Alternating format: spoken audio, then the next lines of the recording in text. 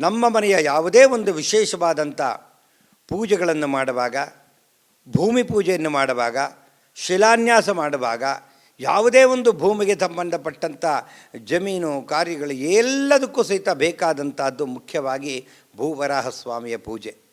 ಅವನನ್ನು ಪ್ರಾರ್ಥನೆ ಮಾಡಿ, ಭಗವಂತ ನಾನು ನಿನ್ನನ್ನು ಅಗಿತಾ ಇದ್ದೀನಪ್ಪ, ಭೂದೇವಿ ನಿನಗೆ ತೊಂದರೆ ಆಗ್ತಿದೆ, ಆದ್ದರಿಂದ ನಿನ್ನನ್ನು ಮಹಾವಿಷ್ಣು ರಕ್ಷಣೆ ಮಾಡಿದ್ದಾನೆ, ಆದ್ದರಿಂದ ನಿನಗೇನು ತೊಂದರೆ ಆಗದಿರೋ ಥರ ನಾನು ಕ್ಷೀರ ಅರ್ಘ್ಯವನ್ನು ಕೊಟ್ಟು ನಾನು ಪ್ರಾರಂಭ ಮಾಡ್ತೇನೆ ಅಂತ ಮೊದಲು ಪ್ರಾರ್ಥನೆ ಮಾಡುವುದು ಭೂವರಾಹ ಸ್ವಾಮಿಯನ್ನು.